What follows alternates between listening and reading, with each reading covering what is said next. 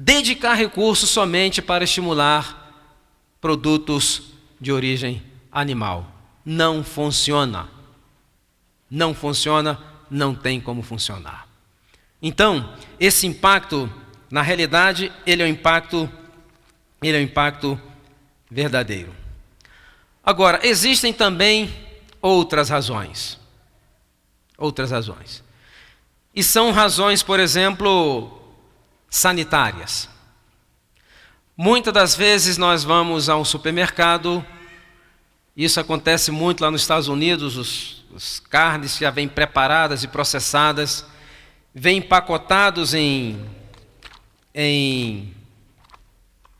plástico com selo do Departamento de Agricultura dos Estados Unidos, e eu vejo que tem muitas pessoas que pegam aquilo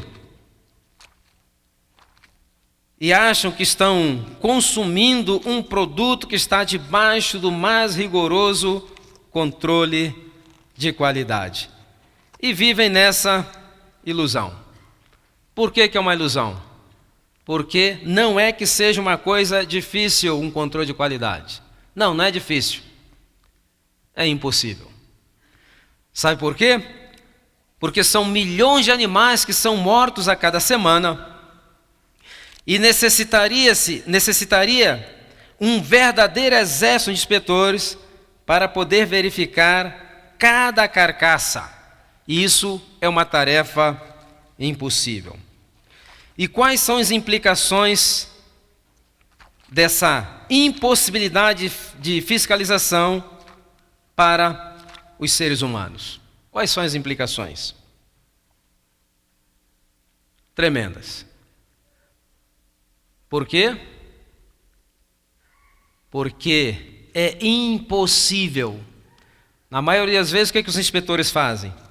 Vão lá, dão uma olhadinha mais ou menos nos protocolos, como estão, se estão tudo de acordo com o livro, mas na realidade é uma tarefa impossível.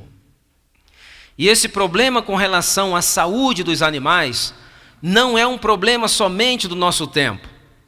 Já no princípio do século XX, Ellen White já se referia a esse método de produção em alta escala como um método muito cruel e prejudicial não somente para os animais, assim como também para os seres humanos.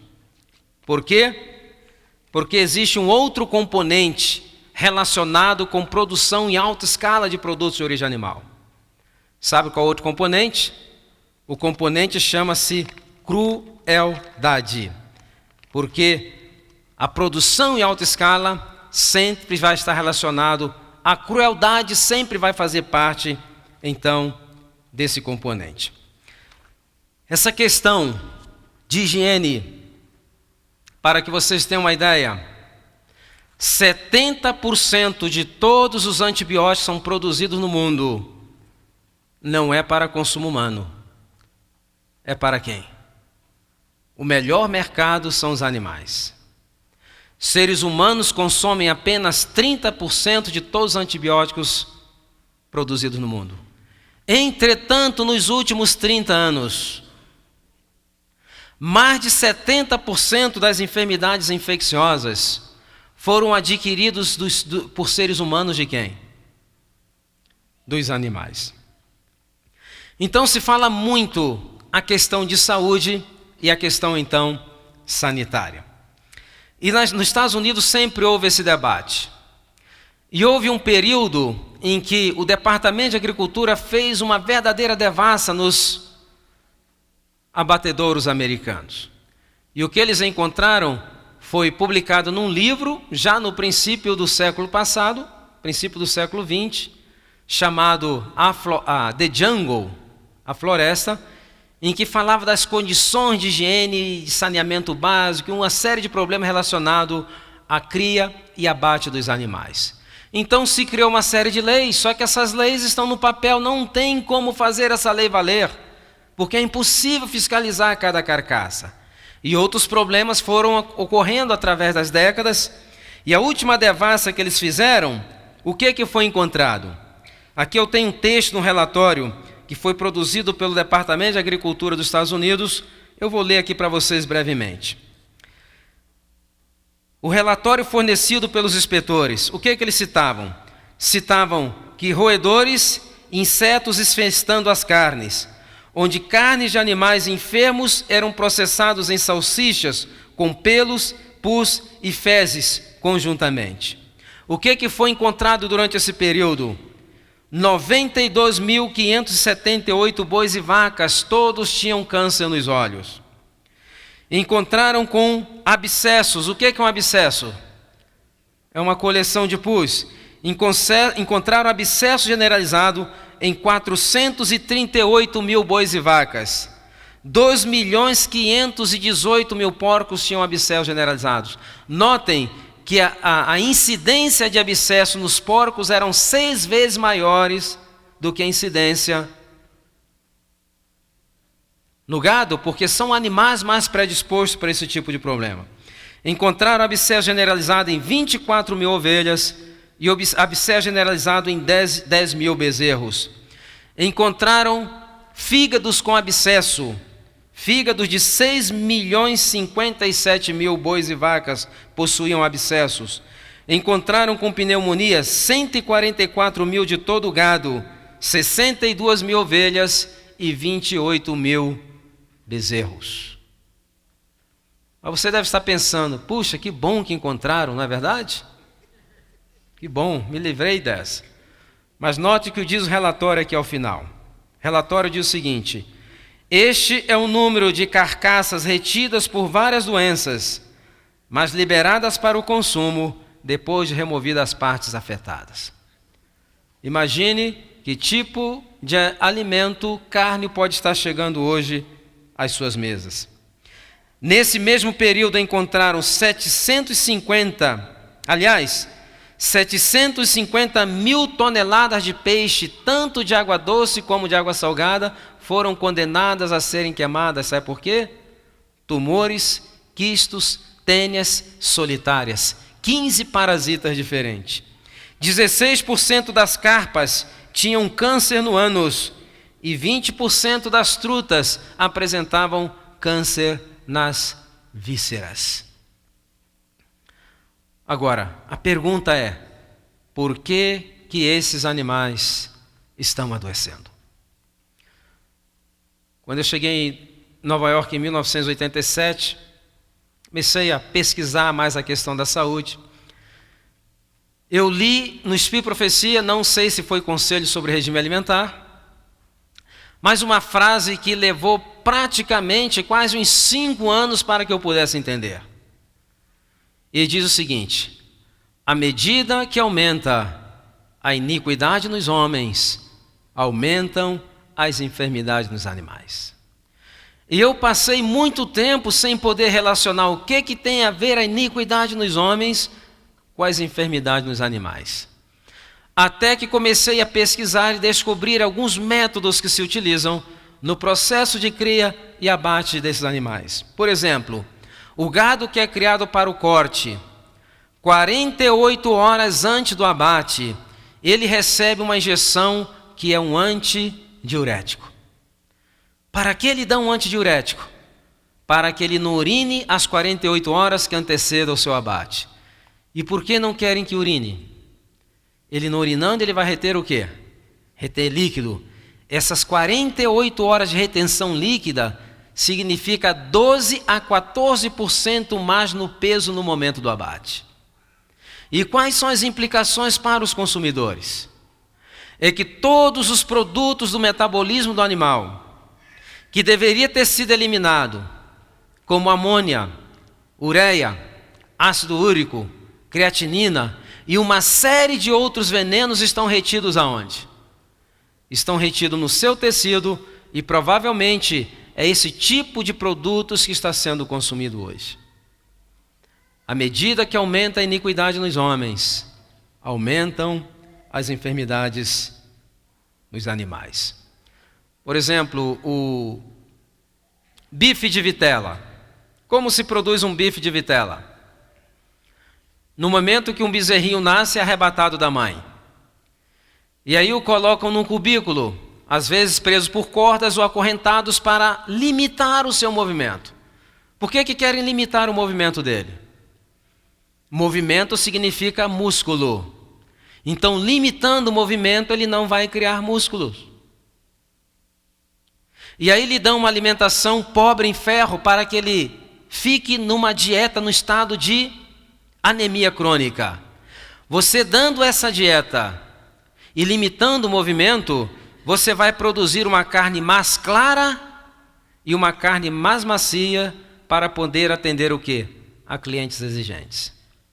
Agora, para atender uma satisfação de coisas que nós não necessitamos, acabamos fazendo com que esses animais, o espaço de vida que ele tem aqui, sejam uma verdadeira vida de tortura. Por isso que já no princípio do século XX, a senhora White diz o seguinte, que muitos desses animais saúdam a morte como se fosse um alívio. Outras implicações no processo de cria e abate em alta escala. Por exemplo, uma vaca leiteira. Qual é a média de vida de uma vaca leiteira que é ordenhada normalmente? Uma vaca pode viver 12 ou 14 anos. Certamente os 12 ou 14 anos não vai ser produzindo leite, mas é a vida dela. Qual é a média de vida de uma vaca leiteira que é ordenhada mecanicamente? 2 anos e meio. Morre de quê? Exaustão. A sua energia é praticamente drenada. E aqueles tubos vão fazendo sucções que vai praticamente drenando a vida do animal. E se força tanto que aí desenvolve mastites. Mastites acabam produzindo pus. E pus tem que se dar antibiótico. Mais uma das implicações que nós temos agora para o consumidor, esses animais produzindo leite ficam doentes. À medida que aumenta a iniquidade nos homens, aumentam as enfermidades nos animais. Depois que eu fui descobrir a que tipo de iniquidade ela estava se referindo. Sabe qual é a iniquidade? Ganância, falta de escrúpulos, desejo de lucro em detrimento da saúde da população e também da saúde dos animais. À medida que aumenta a iniquidade nos homens, aumentam as enfermidades nos animais. Vamos à questão agora, por exemplo, produção em alta escala. Frangos. Eu passei um período da minha vida em um sítio. Ontem não deu tempo de contar, mas aqui no livro Saúde e Longevidade em 12 Passos vocês têm na íntegra aí. E eu lembro que para termos uma boa galinha, necessitava-se aproximadamente 1 ano. 1 ano e meio, na realidade. E eu me lembro que a minha mãe vinha assim, um franguinho bem adolescente, bem pequenininho, e começava a tratar bem, né? O pobrezinho não desconfiava de tanta gentileza. Quando desconfiava era tarde demais. 1 ano e meio. E hoje, do ovo ao frango, em 35 dias. Como se consegue esse milagre? Fatores de crescimento.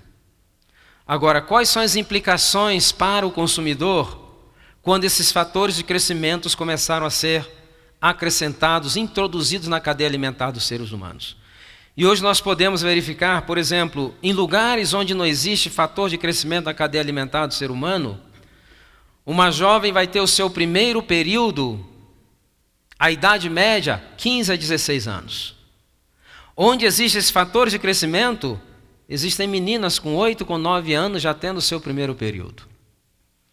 E às vezes quando eu confrontei alguma autoridade de saúde pública a respeito desse fenômeno, sabe o que eles me disseram? Não, é que as nossas meninas hoje estão tendo seu primeiro período mais cedo, porque elas estão muito bem mais nutridas do que as outras. Não é verdade, porque em algumas regiões da China, onde não existe fator de crescimento na cadeia alimentar do ser humano, as jovens chinesas continuam tendo o seu primeiro período, idade de 15 a 16 anos, e o aporte calórico delas é muito maior do que a das americanas. Então, não justifica. Mas o problema é que esses fatores de crescimento não estão somente adiantando a menarca, a primeira menstruação, como está atrasando a menopausa em aproximadamente 4 ou 5 anos. Isso quer dizer que esses fatores de crescimento estão aumentando o ciclo ovulatório natural da mulher em aproximadamente 10 anos. E essas mulheres, quando chegam na menopausa, já não têm mais uma gota de estrogênio. E aquilo que deveria ser uma fase normal na sua vida, tem que ser tratado agora como se fosse uma enfermidade. Porque a depressão, são os calores, são a preocupação com osteoporose, todas aquelas implicações. E às vezes uma consulta médica, vem a queixa, o que se diz? Isso é normal, você está entrando na menopausa. Eu pergunto, isso é normal? Não, nunca foi normal. Em lugares onde se consome fatores de crescimento na cadeia alimentar, é comum, mas não é normal. Hoje, por exemplo, diz que um homem depois de 50 anos de idade é recomendado que faça um exame de próstata. Por quê? Porque é normal que depois de 50 anos o homem vai apresentar alguma alteração na sua próstata. Eu pergunto, isso é normal? Não, não é normal, mas é comum, pelo próprio estilo de vida. Então, nós da medicina estamos confundindo o comum com o normal. Como a incidência é muito grande, então é normal, está todo mundo tendo. Mas quando nós olhamos outros países, o outro lado do mundo, nós vemos que estamos apenas comparando doentes com doentes. Por isso estamos vivendo nessa normalidade. Fatores de crescimento. Nos Estados Unidos hoje, uma das cirurgias plásticas mais requisitadas, sabe qual é? Redução dos peitos dos homens, devido a um fenômeno chamado ginecomastia, que é a hipertrofia das glândulas mamárias, nesse caso masculina. E afeta principalmente americanos brancos, chamados brancos caucasianos. Isso é normal? Não. Isso é comum, mas nunca foi normal. Quando nós analisamos as orientações bíblicas à luz do contexto que nós vivemos hoje, as coisas parecem mais claras. Não é que Deus está impedindo ou querendo impedir que você coma, pelo contrário. Ele está querendo proteger. A mensagem de saúde foi dada à igreja remanescente com 2 finalidades: proteger o povo remanescente e transformar esse povo remanescente numa luz para o mundo que nos últimos dias estariam morrendo sem esperança e de doenças. Essas são as únicas 2 finalidades. Então, não é do ponto de vista dietético a discussão.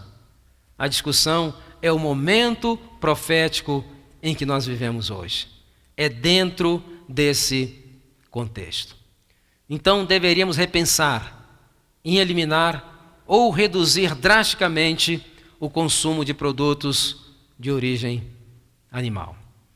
Agora, quando uma pessoa faz uma mudança no estilo de vida, por isso é necessário nós destruirmos alguns mitos. Quando ela faz algumas mudanças no seu estilo de vida ou planeja fazer, ela tem algumas preocupações. E são algumas preocupações legítimas geradas dentro de uma sociedade que sempre deu ênfase a determinados nutrientes em detrimento de outros nutrientes. Por exemplo, quando uma pessoa opta por uma alimentação mais baseada em plantas, qual a preocupação que vem na mente? O que eu vou fazer com as proteínas? Não é verdade? Eu lembro-me que quando eu estava vindo para a igreja, começo começo da década, não sou tão velho assim, começo da década de 80, alguns irmãos optavam pelo vegetarianismo, né? E naquela época, Qual era a solução? Soja.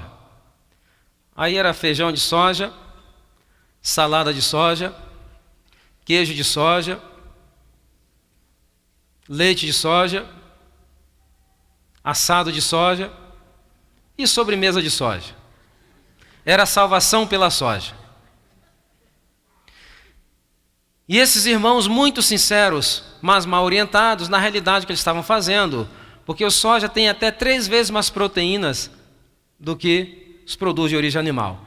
Eles acabavam triplicando o seu aporte proteico. E nós já vimos que as proteínas em excesso têm um efeito muito devastador sobre a saúde do ser humano. Nos países onde o consumo de proteína é maior, maiores são os índices de câncer, enfermidade cardiovascular e osteoporose. E alguns desses irmãos até emagreciam, mas ficavam aqueles magros assim, meio acinzentados. Me lembro que até alguns irmãos falavam, Silmar, fulano virou vegetariano, mas se for para ficar como ele está, eu vou morrer comendo meu bifezinho, porque ele está bem detonado. Por quê? Preocupação apenas com nutrientes. E 20 ou 30 anos depois, algumas pessoas chegam para mim, doutor Silmar, sou vegetariano há 30 anos, como que eu posso ter osteoporose? Sou vegetariano há 30 anos, como que eu pude ter câncer? Porque na realidade, aumentou, triplicou o seu aporte proteico. Então temos que tirar ênfase em um determinado nutriente. Temos que ver a alimentação como um todo. Quando nós pensamos apenas em um nutriente, damos ênfase, nós somos tentados a negligenciar todos os outros. E na realidade, quando se pega um livro de texto, na minha época era assim, quando eu estava no antigo ginásio estudando, quais são as fontes de proteínas? O que dizia lá? Carne, leite, ovos, peixe.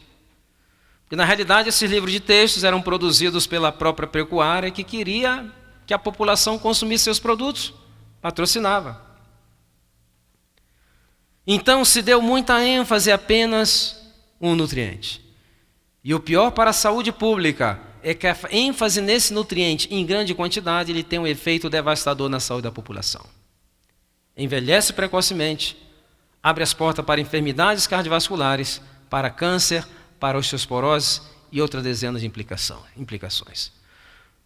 Nos Estados Unidos tinha lá a dieta do Dr. Atkins, proteína somente, não é verdade? Um desastre. Agora, vamos ver na lógica a questão da proteína. O período que um ser humano mais cresce, em velocidade, é de 0 a 2 anos de idade. Chama-se a explosão de crescimento. Certamente ele vai crescer mais, mas no intervalo maior de tempo. Em 2 anos, é uma explosão de crescimento. Ok? Em alguns países que não têm o nosso estilo de vida, um bebê depende unicamente do leite materno até 2 anos de idade. Por aqui, uma criança que chega a 1 ano de idade amamentado pela mãe já é um verdadeiro milagre. Mas em outros países é muito comum. Saudável, 2 anos de idade. Por que 2 anos de idade? Porque depois dos 2 anos de idade, a lactase, que digere a lactose, ela chega ao seu pico e de repente ela começa a diminuir e uma pequena quantidade. Por isso que todo ser humano adulto é intolerante à lactose. Nós que vivemos no Ocidente e que já estamos consumindo, que consome já leite por gerações, o organismo se adapta, existe uma tolerância. Mas, por exemplo, o africano, o oriental, adulto, ele toma um copo de leite, ele corre para o banheiro. Porque ele não tem essa resistência. Depois dos 2 anos, cai acentuadamente.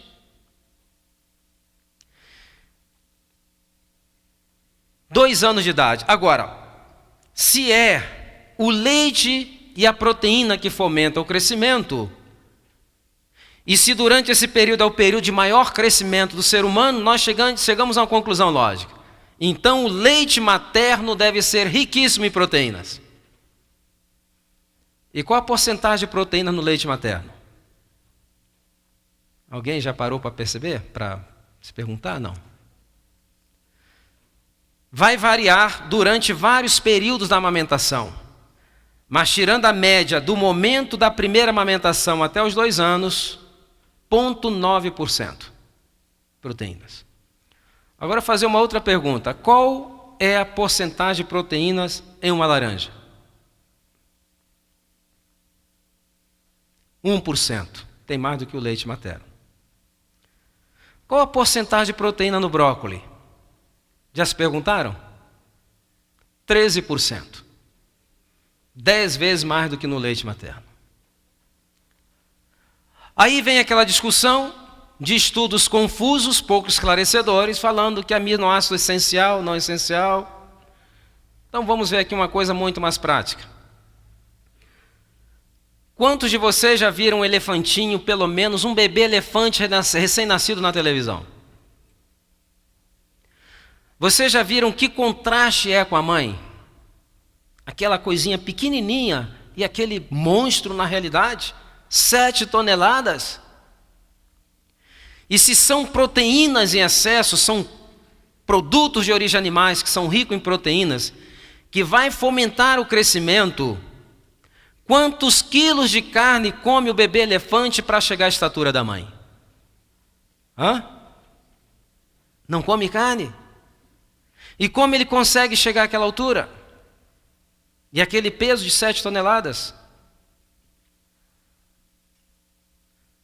Como? Bom, aí alguém vai dizer, não, mas temos que ter os aminoácidos essenciais. Aí temos que fazer uma verdadeira combinação disso com aquilo. Uma verdadeira... Na realidade, irmãos, o processo de se alimentar-se é um processo tão simples, mas tão simples. E se criou uma confusão tão grande, mas tão grande, que hoje para se preparar uma refeição a pessoa tem que ter pós-graduação na NASA, porque senão não consegue nem comer. É simples. E nós conseguimos complicar coisas simples. Então, o elefante, para ter os aminoácidos essenciais, para chegar àquele crescimento, ele teria que fazer uma mistura de centenas de folhas diferentes. E eu pergunto, quantas folhas come o elefante do Serengeti, por exemplo? Na época de fartura, 5 tipos de folhas apenas. Como ele consegue chegar àquela altura? Agora, alguém diz, sim, doutor Silmar, está certo, mas tem um problema. Esses animais mamíferos vegetarianos, eles têm a habilidade de desdobrar celulose, coisa que nós seres humanos não temos. É verdade? Só que celulose não é proteína.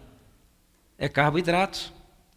E é justamente essa habilidade extra de desdobrar carboidratos, que nós não desdobramos, é que fornece a energia necessária para fomentar aquele crescimento.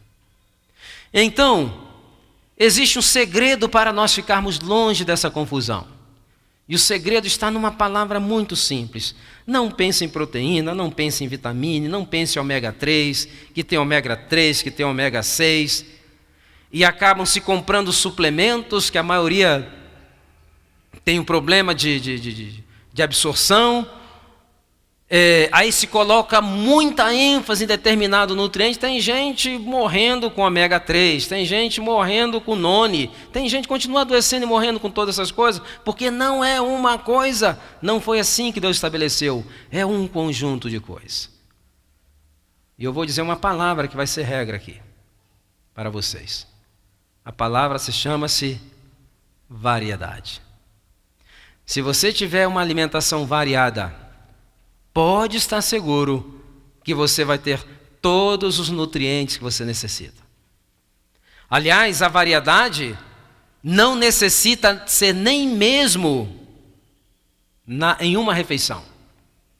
Aliás, cada refeição com menos variedade, melhor ainda. O organismo tem mais condições de obter os nutrientes se for uma mistura muito grande.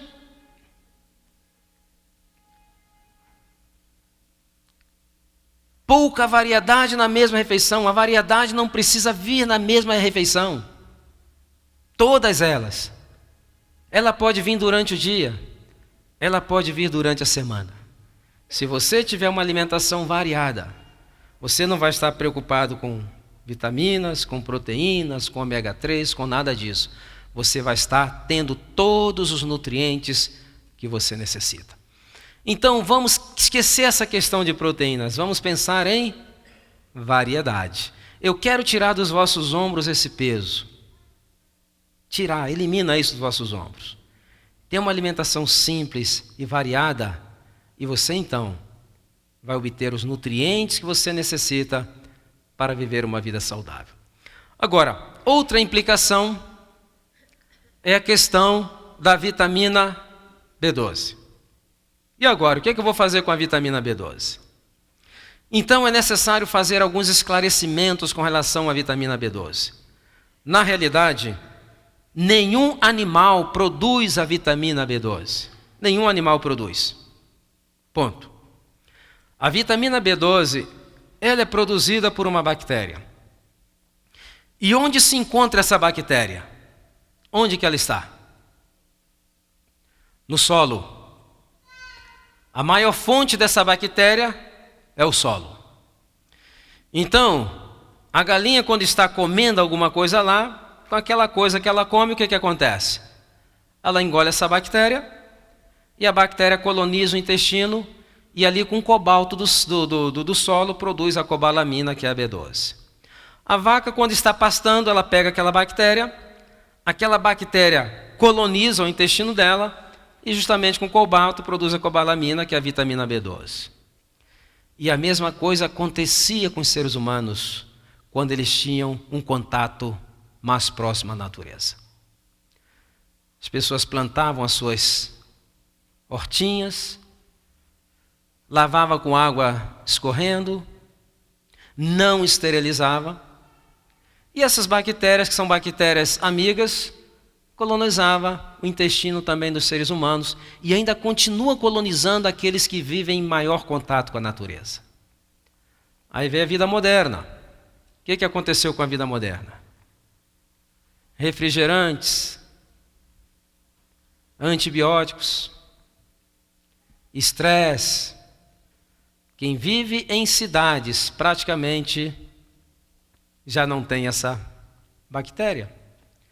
Então, era o plano de Deus que os seres humanos, em contato com a natureza, obtivessem, então, a sua vitamina B12. Mas nós vivemos num mundo praticamente, não temos contato.